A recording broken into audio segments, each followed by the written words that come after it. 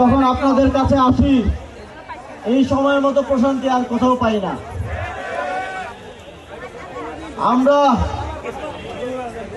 সর্বশেষ এসেছিলাম নির্বাচনের আগে নির্বাচনী পদযাত্রায়। এবার নির্বাচনে বাংলাদেশের মানুষ 11 দলীয় জোটকে এবং গণভোটে হ্যাঁ ভোটকে সবাই মিলে ভোট দিয়েছে।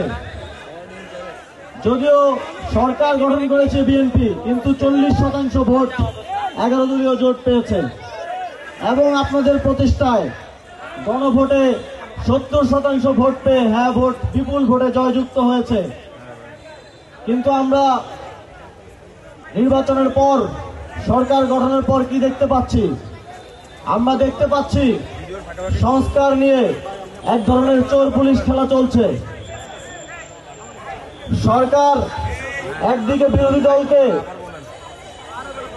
জুলাই সনদকে সম্মান করব বলে ডেপুটি স্পিকার দেওয়ার কথা বলে ললিপপ দেখাচ্ছে, অন্যদিকে তাদের দলীয় আইনজীবীদেরকে তারা হাইকোর্টে পাঠিয়ে জুলাই সনদ এবং গণভোট অধ্যাদেশকে অবৈধ হিসেবে রায় নিয়ে আসার চেষ্টা করছে।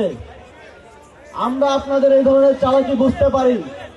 আপনারা যদি মনে করেন রাজনীতি একমাত্র আপনারাই বুঝেন এবং বাংলাদেশের মানুষকে দীর্ঘদিনের মতো বারবার বোকা বানিয়ে বাংলাদেশের জনগণের যেই প্রাপ্য অধিকার, বাংলাদেশের জনগণের ভোট দেওয়ার মধ্য দিয়ে গণভোটে হ্যাঁ ভোটকে জয়যুক্ত করে যেই সংস্কারের অধিকার, সেই অধিকার কেড়ে নিয়ে আপনারা শুধুমাত্র একটা ডেপুটি স্পিকার, ছোট ছোট ললিপপ এগুলো রাজনৈতিক দলগুলোকে দিয়ে বুঝ দেওয়ার চেষ্টা করবেন, আর বাংলাদেশের মানুষ সেটা বুঝবে না।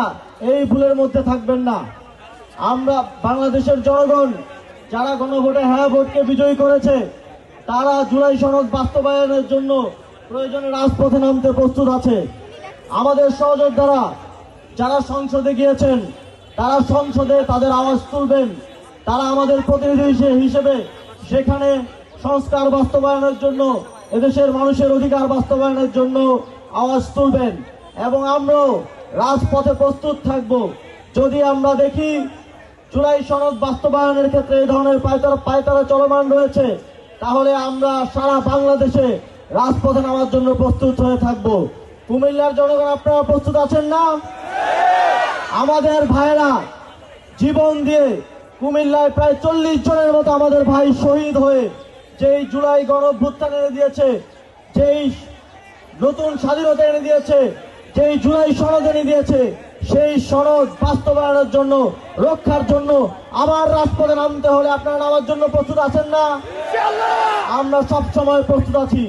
জুলাই গণঅভ্যুত্থানে এই কুমিল্লার মাটিতে সর্বপ্রথম হামলা করা হয়েছিল। হামলা করার পর এই কুমিল্লার ভাইয়েরা সর্বপ্রথম 11ই জুলাই তারা রুখে দাঁড়িয়েছিল এবং আপনারাই সর্বপ্রথম সেদিন সারা রাত এইখানে মহাসড়ক অবরোধ করে রেখেছিলেন এবং আপনাদের এই সাহস সারা দেশে ছড়িয়ে পড়েছিল এবং জুলাই গণঅভ্যুত্থানের রূপ নিয়েছিল। বাংলাদেশ সেই সময়টা ভুলে যায় নাই।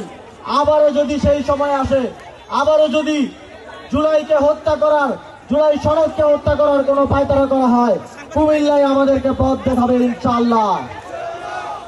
সুতরাং আমরা সরকার দলকে আহ্বান জানাবো, আপনারা আমাদের শহীদদের প্রতি সম্মান জানিয়ে, আপনারা জুলাই গণঅভ্যুত্থানের যে শহীদদের পরিবার সর্বোচ্চ আত্মত্যাগ করেছে তাদের প্রতি সম্মান জানিয়ে, আমাদের আহত ভাইদের প্রতি সম্মান জানিয়ে সংবিধান সংস্কার পরিষদের শপথ নিন, জুলাই সনদ বাস্তবায়নের দিকে আগান।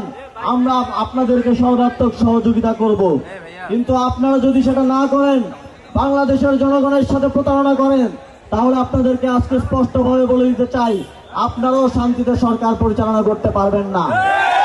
যদি আপনারা শান্তিতে সরকার পরিচালনা করতে চান, বাংলাদেশের মানুষকে সাথে নিয়ে, বাংলাদেশের মানুষের যেই সংস্কারের প্রতি ম্যান্ডেট, সেই ম্যান্ডেটকে মেনে নিয়ে, প্রতারণার আশ্রয় না নিয়ে সামনের দিকে সবাইকে সাথে নিয়ে এগিয়ে নিয়ে যেতে হবে এবং সেক্ষেত্রে আমরা সবাই মিলে তাদেরকে সহযোগিতা করব। যদি তা না হয়, তাহলে আমাদেরকে ভিন্ন পথ, রাজপথ বেছে নিতে হতে পারে। আপনাদের সকলকে ধন্যবাদ জানিয়ে এবং আগামীর দিনে জাতীয় নাগরিক পার্টির সাথে থাকার জন্য আহ্বান জানিয়ে, আগামীর যেই লড়াই, সেই লড়াইয়ে আমাদের কাঁধে কাঁধ মিলিয়ে আপনারা আমাদের সাথে লড়াই করবেন, সেই প্রত্যাশা ব্যক্ত করে আমার বক্তব্য শেষ করছি। ইনকিলাব জিন্দাবাদ, জাতীয় নাগরিক পার্টি এনসিপি জিন্দাবাদ। আসসালামু আলাইকুম।